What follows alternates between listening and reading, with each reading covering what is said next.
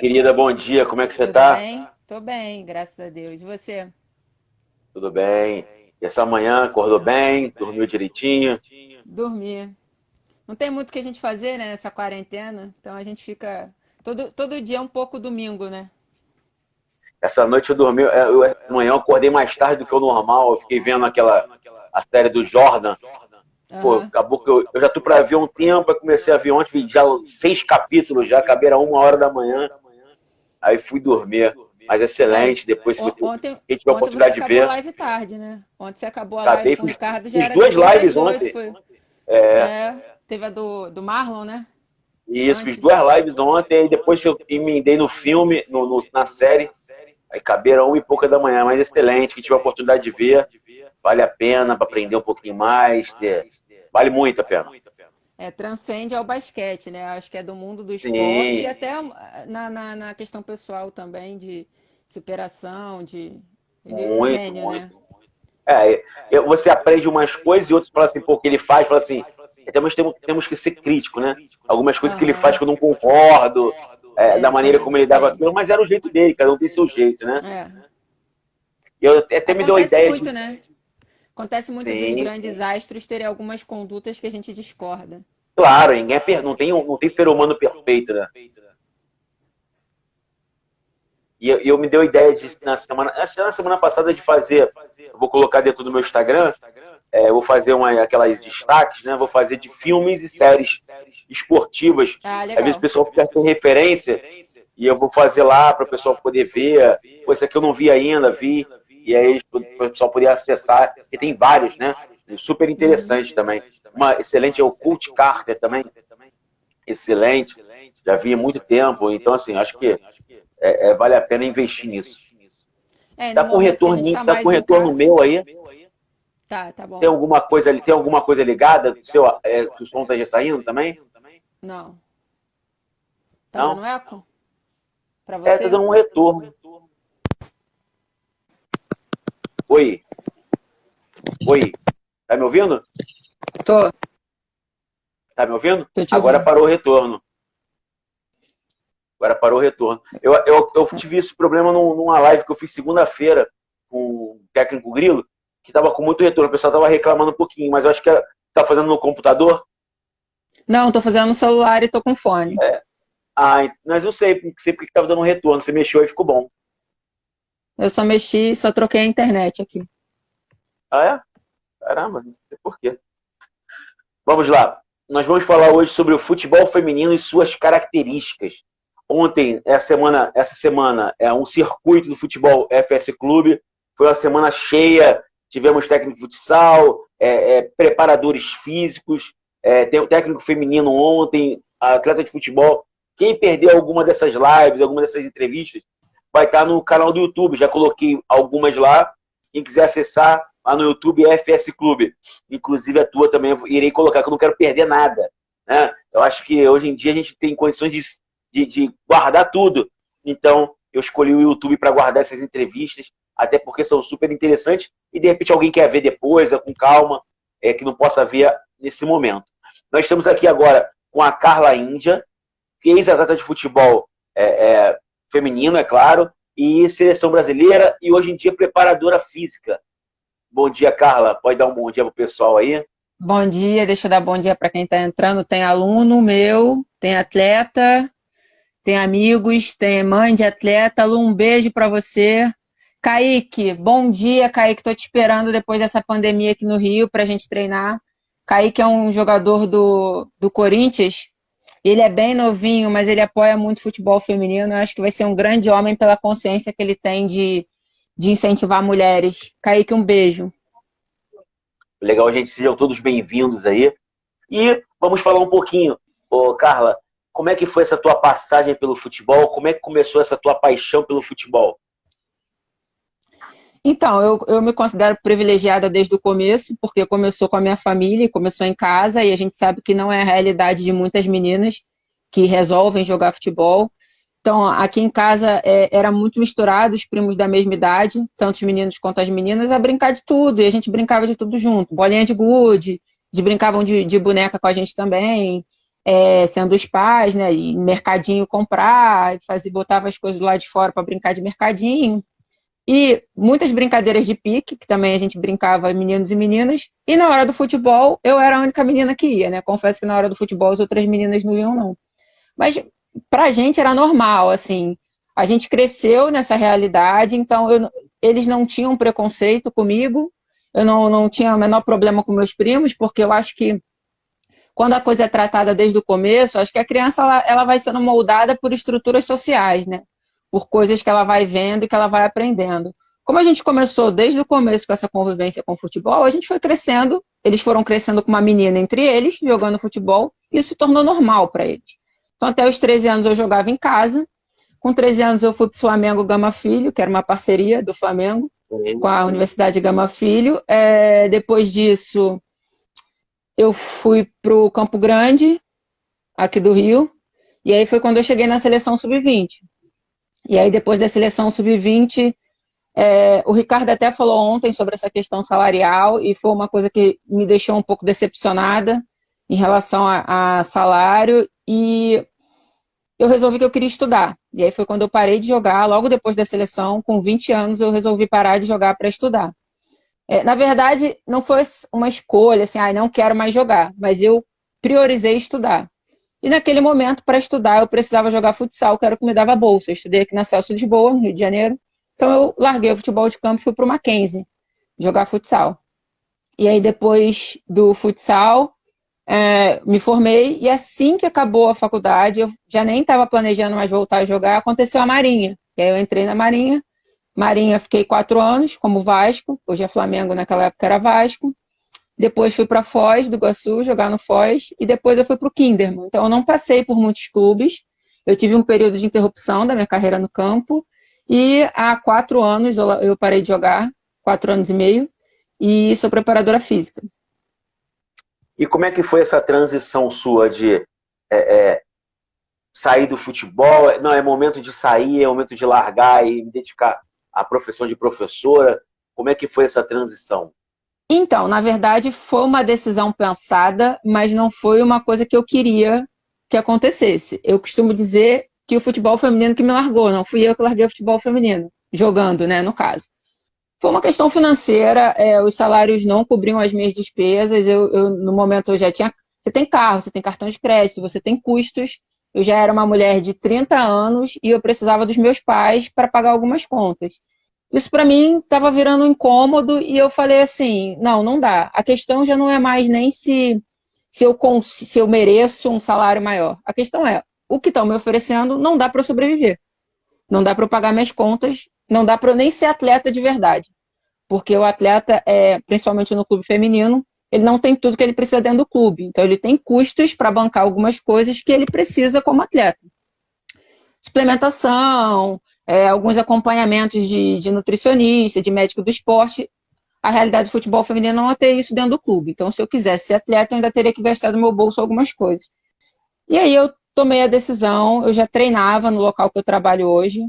Eu treinei lá, no fim da minha carreira, às vezes que eu vim para o Rio de Janeiro, eu treinei lá. Era um lugar que eu confiava no trabalho, que é o CETRAF, que é do Jairo Porto, né, que foi preparador 3 vezes da seleção feminina. Agora estava como preparador do Madureira.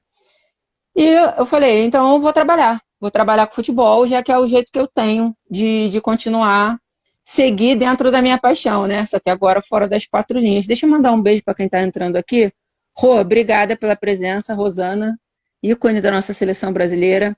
Tá, um beijo, você está nas minhas lives para ouvir as mesmas coisas sempre. Obrigada pela parceria de todo dia. Meu parceiro de trabalho, Jorginho, minha aluna, Marcele. Laurinha, um beijo, Mala. Um beijo aí para todo mundo. Um abraço aí, obrigado aí pela presença de todos.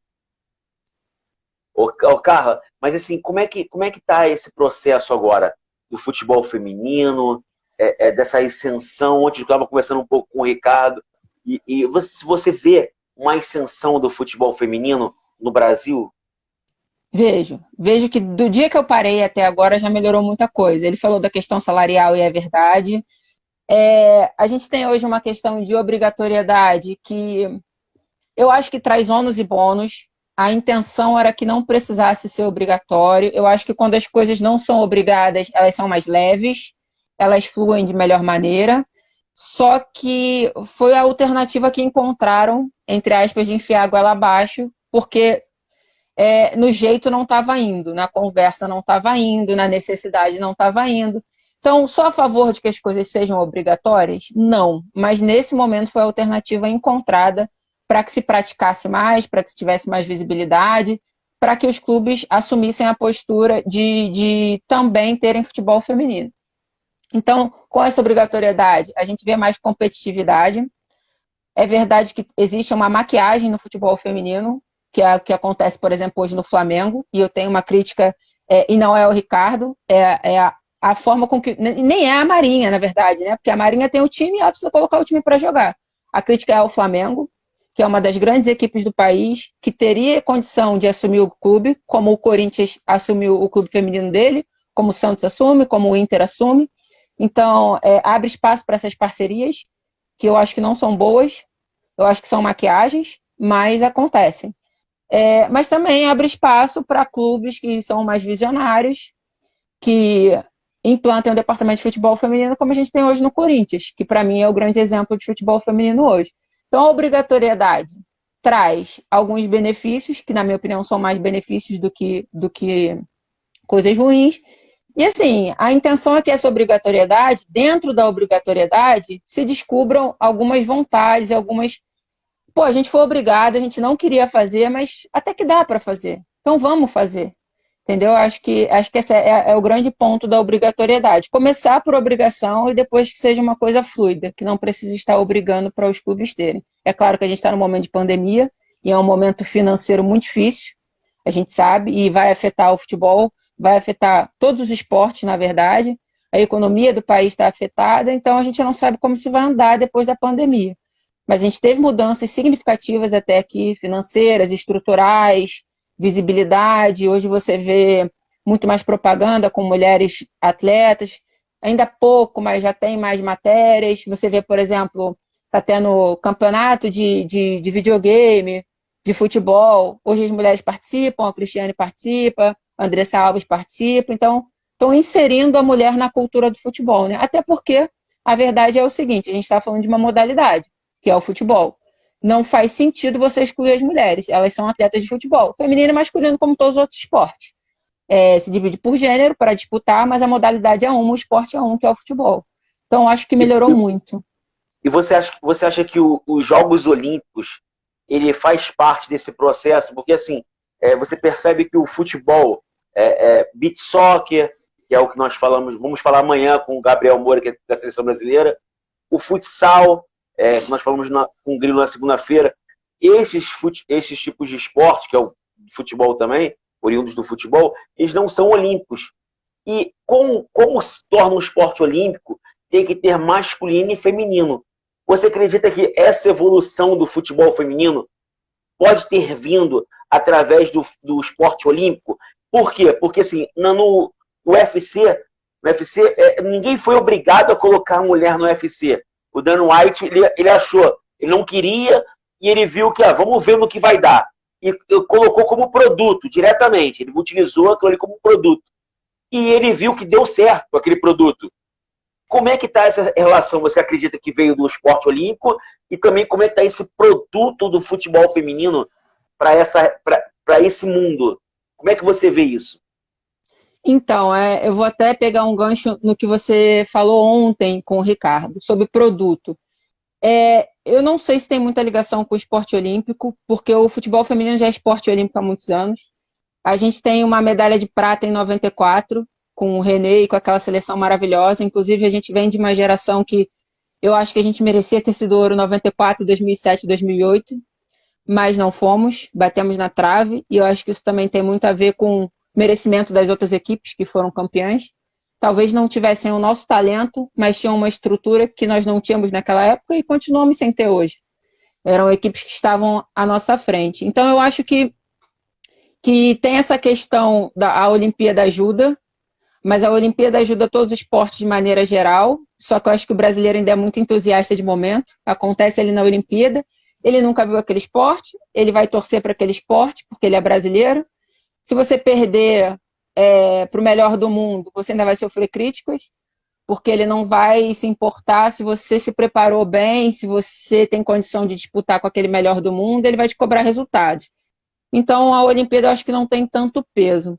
Eu acho que a gente tem uma questão sociocultural em relação ao futebol, que é o que atrapalha muito a gente, e é por isso que eu concordo com a Gabi. Eu vi uma live da Gabi, que fez a música junto com a Cacau, aquela jogadeira, e ela falou: futebol feminino é resistência, e na verdade nós somos. A gente não pode tratar o futebol feminino só como um esporte, porque o futebol feminino, ele sofre o que culturalmente, socialmente, a mulher sofre.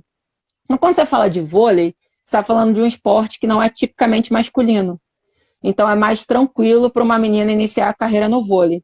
Ontem você até deu um exemplo aí falando sobre produtos, já que a gente está falando de exploração de produto. Eu acho que é um produto ainda mal explorado no Brasil. Só que se a gente for levar a realidade para outros países, a gente vai chegar nos Estados Unidos, por exemplo, onde é o melhor produto. Não tem ninguém que explore futebol feminino melhor do que o americano. Aliás, o americano ele explora muito bem todos os seus produtos, né? E mesmo assim, a gente chega nos Estados Unidos, onde elas têm medalhas olímpicas, onde elas são campeãs mundiais, onde elas são melhores jogadoras do mundo, onde elas apresentam o melhor futebol feminino do mundo, melhor futebol, inclusive elas apresentam muito mais resultado que os homens, e hoje elas têm que entrar na justiça para ter um salário condizente com o que elas produzem. Porque se defende no mundo de negócios, no business, que é produtividade, que determina o seu salário. Porque nos Estados Unidos elas têm mais resultados, elas enchem mais estádios, elas fazem mais propagandas, elas têm mais medalhas, elas são melhores no comparativo de produtividade e elas recebem menos do que os homens. Então isso me prova que é tudo uma questão sociocultural. Porque lá, o futebol feminino, não é que não tenha preconceito nos Estados Unidos, é porque o futebol feminino é um esporte feminino. O futebol lá é um esporte feminino. O esporte masculino lá é o futebol americano. Então, o preconceito existe, tanto que elas já continuam mesmo sendo o que são, recebendo menos do que os homens que não ganham medalhas, que não classificam para a Olimpíada, que não enchem estádio, que nem é o esporte predominante. Então, é uma questão social. De homem ganhar mais do que mulher, sim, independente de elas apresentarem mais resultado. E uma questão preconceito, sim, porque nos Estados Unidos toda menina pode jogar futebol, porque lá não tem preconceito. Porque lá o futebol é tido como esporte feminino, o soccer é tido como esporte feminino. Se eu fosse para os Estados Unidos e eu quisesse fazer futebol americano, eu iria sofrer o que eu sofro aqui no Brasil fazendo futebol, o soccer deles. Então, eu acho que tem toda a questão do produto ser mal aproveitado e mal vendido, sim, ainda a gente está engatinhando, mas nós temos que ter a nossa consciência da nossa posição social e cultural enquanto resistência feminina dentro do nosso país. E isso eu levo, inclusive, para uma afirmação que o Ricardo fez ontem, eu concordo com ele, de nas categorias inferiores e principalmente escolinhas, se trabalhar junto, sim, até 11, 12 anos. Não precisa separar meninas e meninos até 11, 12 anos, porque você desenvolve ali o esporte, que ainda não tem tanta diferença de força e velocidade, que é uma das principais diferenças entre homens e mulheres, são crianças ainda, e você consegue atingir a função social do esporte, porque a gente tem duas vertentes no esporte. 3, né? O lazer, o social e o esportivo. O esportivo, ele é excludente. Só vai chegar os melhores, só vai chegar quem insistiu demais, quem treina demais, mas o esporte social ele tem a sua função, principalmente dentro do mundo feminino. Então, eu acho que as mulheres elas têm que praticar esporte junto com os homens, sim, no começo, sim, até para criar neles o hábito de ver mulheres praticando o esporte que eles consideram socialmente, né, porque não tem, cientificamente não tem embasamento para isso, de ser um esporte masculino, embora eles digam que sim, até 1979, quando nós éramos proibidas de jogar futebol, por ser um esporte masculino, por afetar a nossa feminilidade e poder nos machucar, eu acho que a gente tem esse papel fundamental aí de caminhar o esporte junto com o social, porque a gente sofre o efeito dessa sociedade que ainda é machista. Excelente.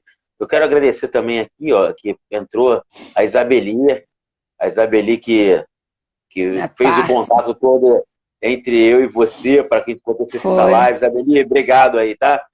Meus amigos entraram agora. A Isabeli vai ser uma profissional excelente. e educação física. Isabeli é bem... corre atrás dos sonhos dela. Obrigado, Isabeli. Vamos honrar, né? Leti, um beijo para você. É a minha atleta que mais sofre atualmente, porque ela veio de Minas para treinar comigo e acabou ficando na minha casa, ia ser por um período, mas veio a pandemia, ela acabou ficando aqui e sofre comigo todos os dias. Um beijo, desculpa, daqui a pouco eu vou te matar um pouquinho. A gente tem o teste do ioiô hoje.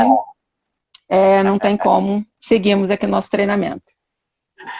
A Isabeli, uhul, a Isabeli tá toda feliz. Legal, Isabeli, obrigado aí. E seguinte, nessa evolução, assim, nós estávamos falando ontem você ouviu que ontem o papo tava super interessante. Hoje o público que está assistindo é até maior do que o que estava ontem, né, por conta, de repente, do horário, por conta, de repente, de você ter mais conhecimento, ou por conta também do interesse, né, das pessoas pelo futebol feminino. E assim, quando eu falei do futebol feminino e as suas características, realmente tem coisas que a gente tem vontade de perguntar para uma mulher do futebol e a gente não pode, por não ter costume, por não ter detalhes. Eu, há muitos anos atrás, muitos anos mesmo, nos anos 80, não sou tão velho assim, mas eu comecei jogando bola lá na rua, ali em Bom Sucesso, no Rio de Janeiro, e a minha vizinha era do Radar. Então, era do Radar. Tudo, basicamente. Isso, a minha vizinha era do Radar. E ela tinha futebol na rua, ela jogava no futebol da rua. Às vezes chegava ela e mais duas mulheres e jogavam com a gente no futebol da rua, nos anos 80. Então a gente não tinha tanto cuidado, porque elas eram assim, muito boas mesmo. Então a gente tinha que tomar cuidado para a gente não se machucar, porque eu era garoto, tudo. Então, assim, eu acostumei a jogar com essas meninas lá na rua. E aí, nesse processo, como é que foi o teu processo inicial? Você iniciando com meninos, numa escolinha, você não passou por escolinha? Como é que foi esse teu momento? Então, eu faço parte, acho que, da grande fatia do futebol feminino. Aquela que não começa, não passa por categoria de base, aquela que começa jogando meio que com os primos, ou com os amigos, ou na rua. Por exemplo, eu com 13 anos eu era do sub-17, então você imagina a disparidade que tem de uma criança, uma pré-adolescente com 13 anos, para uma mulher que já está com quase, basicamente, o corpo todo formado com 17. Então, não tinha muito essa divisão. E assim, mas eu acho que eu ainda tive sorte, porque era uma coisa que eu praticava com frequência no meu dia a dia.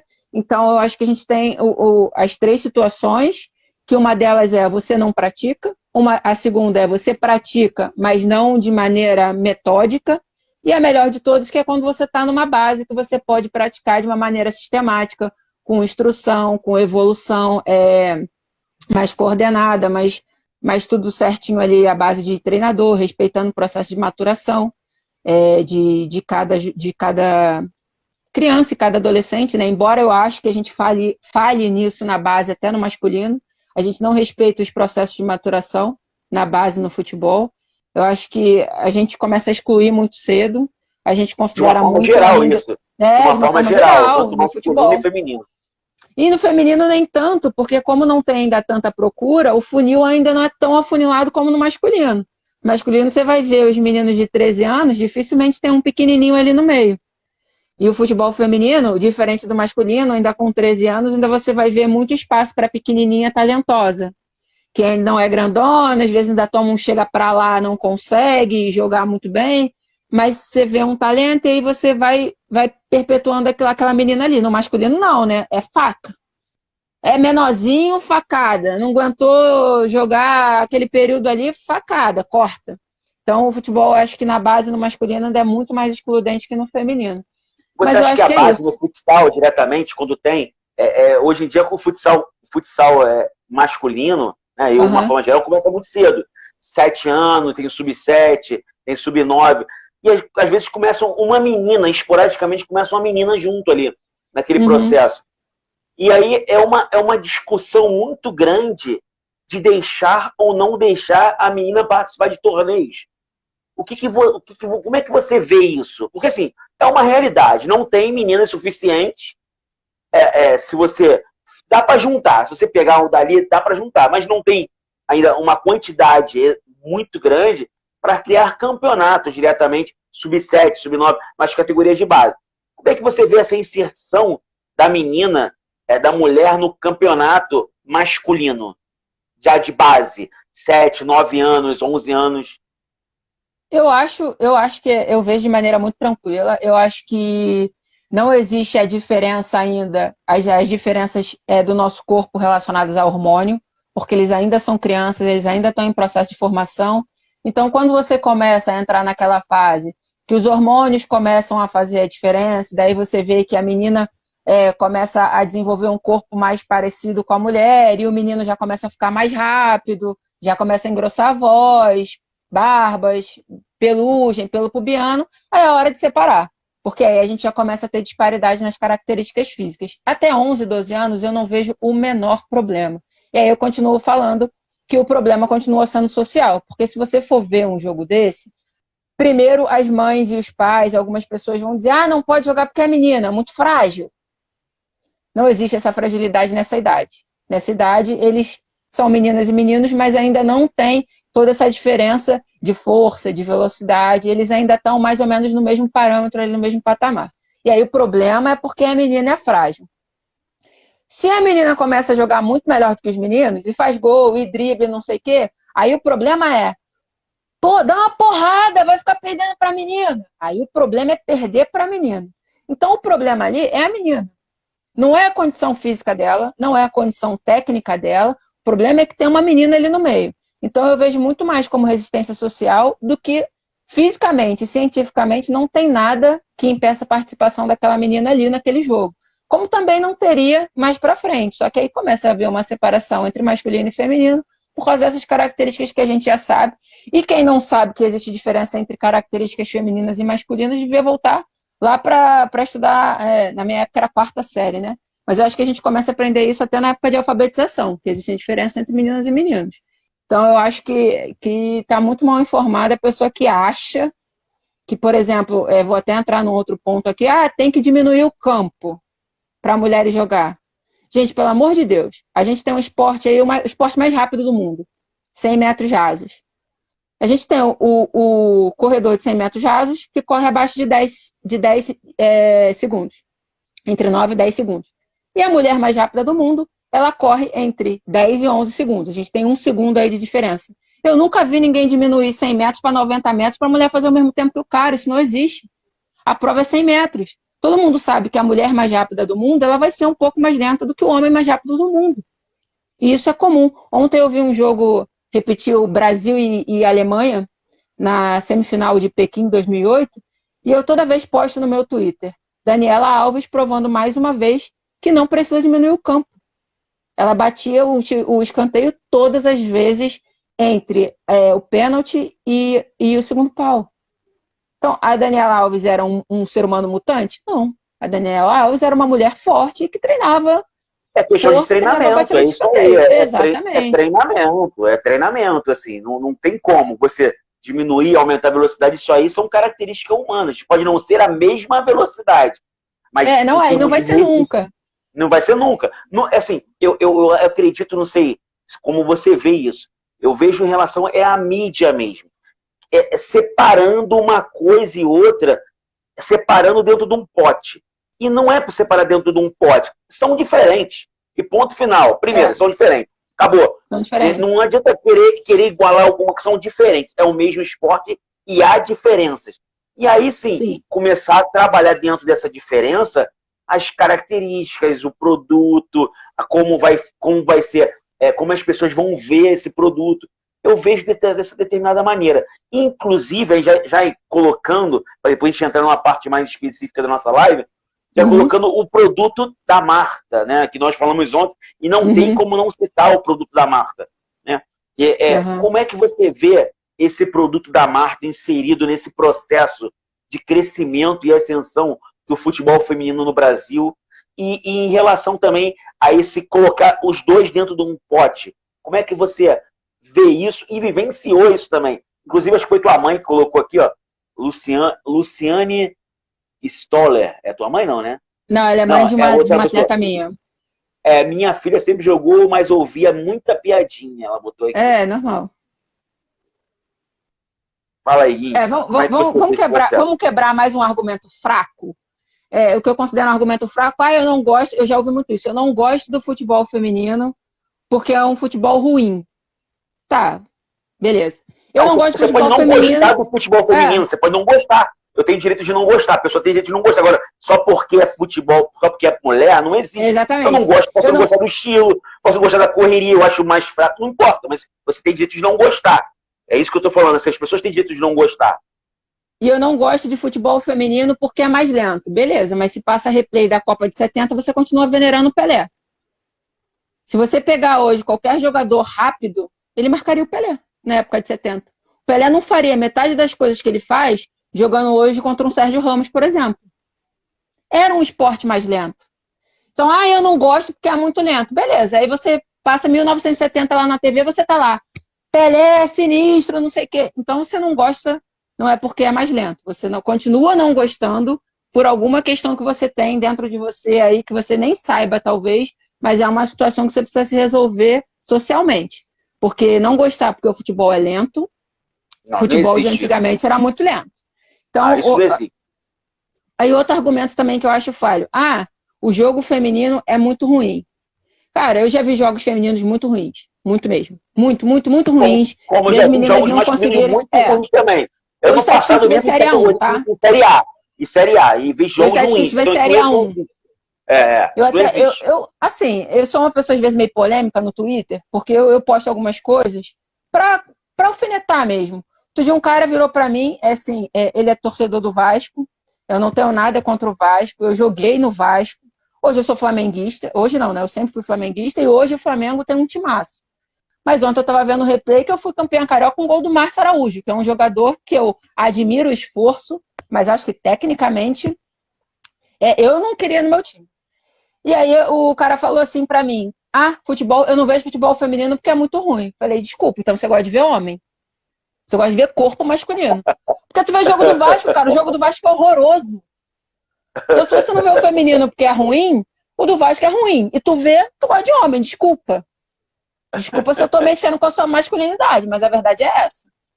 Então eu gosto dessas alfinetadas, porque é isso, cara. O futebol é ruim, beleza, eu já vi jogos ruins. Eu apaixonada por futebol feminino, não consegui ver o jogo até o final. Mas eu consigo entender todo o contexto. Eu sou praticante de um esporte que até 79 a gente não podia fazer. Vou te dar um exemplo de uma situação, dessa questão do potinho que você falou. Eu participo ainda de um projeto social, do Guerreiras Project, que é com a Aline Pellegrino. Ela fundou esse projeto com uma americana, e por isso que eu sei essa história do futebol ser visto como feminino, ser visto como esporte de mulher nos Estados Unidos, porque é a Katie, me ensinou muito. E a gente foi para uma comunidade onde os meninos não deixavam as meninas jogarem, porque elas eram ruins. E a gente conversa com eles, ensinando para eles que é uma questão de oportunidades, de você repetir aquilo. Você é ruim naquilo porque você nunca faz aquilo. Então vamos fazer o seguinte, vamos só testar uma coisa aqui. Vocês meninos vão ficar nas laterais e as meninas vão para dentro do campo, uma coisa que não é normal acontecer.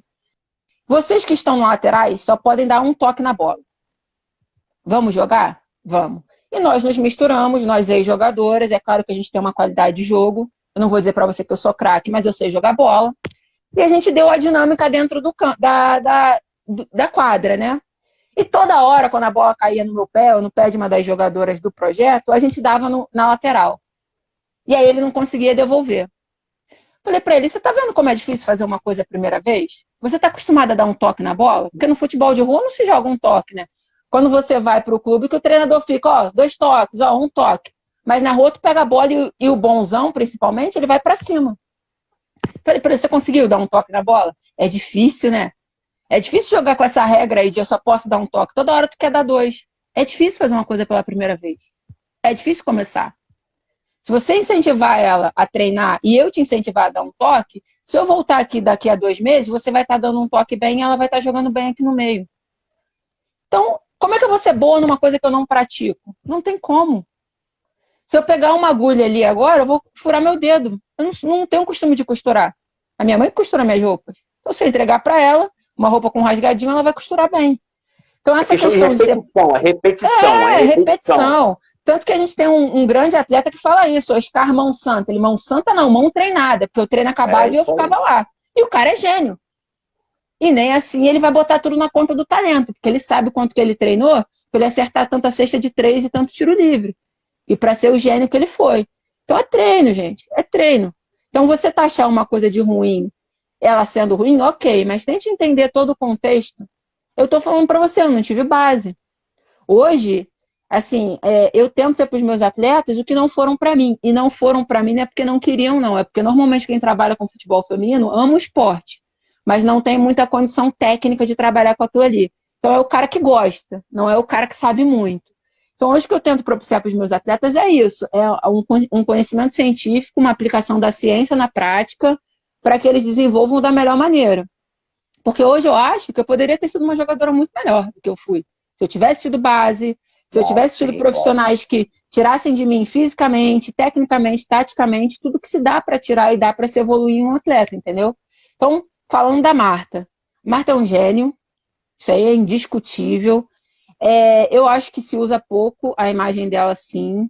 Eu acho que, ela também não se usa pouco a imagem dela? Eu acho que usa assim, pouco. Eu acho que a Marta se expõe uma realidade. pouco. É uma realidade. Eu acho que ela se assim. expõe. Eu vejo ela se usando pouco. Não é dinheiro. Isso transcende dinheiro. E isso é uma causa. Que ela, assim, tem que ser conhecida por ela como uma causa. Se virar uma causa, isso aí não tem dinheiro. Então, assim, ela precisa trabalhar. E é um momento, porque assim, daqui a pouco a era Marta vai passar.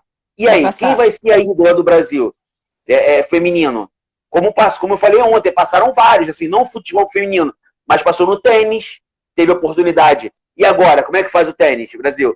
Passou em outros esportes, no futsal o Falcão acabou, aí era Falcão, e aí, agora como é que faz? E o futebol feminino não pode perder essa oportunidade, que é a Marta. A Marta tem que transcender qualquer tipo de dinheiro, de valores e tudo. Ela precisa trabalhar, isso vai ser bom para ela e para o futebol feminino. Como é que você vê essa relação, você que está mais interna e conhece mais essa relação das atletas? Então, eu vou dar um exemplo de jogadora que levanta muita bandeira, jogadora que se expõe, jogadora que reclama até da própria CBF, quando tem que reclamar, ela é a Cristiane. Eu acho que a Cristiane é uma jogadora de levantar bandeiras, eu acho que é uma jogadora inquieta e sempre foi assim. A gente, com 19 anos, a Cristiane já era essa jogadora, inquieta e de cobrar e de reclamar e de não acho certo, eu falo. Então, assim, eu acho que as ações do jogador, mesmo enquanto ações de marketing, ações de produto, elas têm muito a ver com a personalidade do jogador. A gente tem gênios dentro do campo que não necessariamente são grandes pessoas do lado de fora. Então, por exemplo, a gente vai falar de jogador, homem. O Neymar é um gênio dentro do campo, mas essa parte dele fora do campo ela é sempre muito questionada. Aí você vai para o Messi, que ele é um cara gênio dentro do campo, tem um comportamento do lado de fora muito tranquilo, mas é um cara mais calado. Você não vê o Messi falando sobre muitos assuntos, levantando muitas bandeiras. Hoje a gente tem uma questão aí que a sociedade tem levantado bandeiras, que é a questão do racismo, que você viu que acabou de acontecer nos Estados Unidos, que a gente tem jogadores negros de pouca interferência ainda midiática e que se manifestam. E jogadores que teriam o poder de falar e de expor para muita gente e se calam. Alguns eu acho que se calam com uma preocupação de marketing também com imagem, e tem uns que não é o perfil do cara falar. Eu acho que o perfil da Marta é diferente do perfil da Cristiane. Eu acho que ela tem esse perfil mais quieto, mais tranquilo. Não é da personalidade dela ficar reclamando e batendo de frente. Tem gente que reclama dessa questão do ela só vai para frente das câmeras para chorar, do coitadismo. Eu acho que isso não seja proposital. Eu acho que isso tem a ver com a personalidade dela, de não ser essa pessoa mais incisiva. Tipo, eu sou assim, eu sou muito, muito intensa, eu falo às vezes até demais, eu me exponho demais. Então, eu acho que é uma questão dela e eu acho que é uma questão do todo também. A gente falando mais uma vez da seleção americana, a seleção americana, quando foi para promover a Copa do Mundo, ela foi em diversas cidades com a equipe feminina, ela aproxima o atleta do público, ela faz essa interação o treino é aberto, você passa na rua, você conversa com as pessoas, e eu acho que essa exploração a gente ainda não tem no Brasil, entendeu?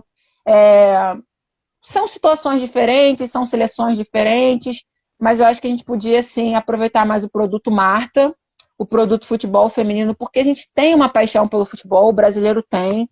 Então, independente dessa questão cultural, dessa questão de preconceito, eu acho que se conseguisse aproximar mais o futebol feminino das pessoas de alguma forma, a gente teria uma boa receptividade em alguns casos. Então, eu acho que falta essa questão do produto, sim. Mas eu acho que, sim, não é explorada tanto a imagem da marca.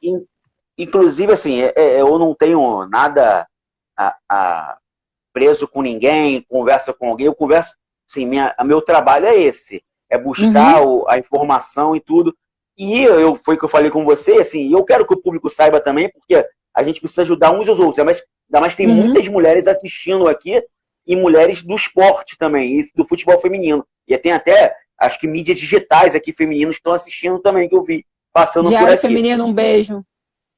Vi passando. Então, assim, eu tentei uma atleta, uma profissional conhecida no mercado, não consegui, ela pelo menos me respondeu, falando que não podia pela agenda. Entendi, claro, tranquilamente, né, pra gente falar sobre o futebol feminino. Tentei uma outra profissional que não me respondeu até hoje. Tentei a CBF feminino, que até hoje ninguém me respondeu também. Então, assim, eu não vejo em 2020, não importa qual seja o profissional que está online, o trabalho, o que for, você vai falar sobre futebol feminino, pô, ainda mais num momento de uma bandeira dessa que precisa se firmar no mercado, cara, tem que ter alguém.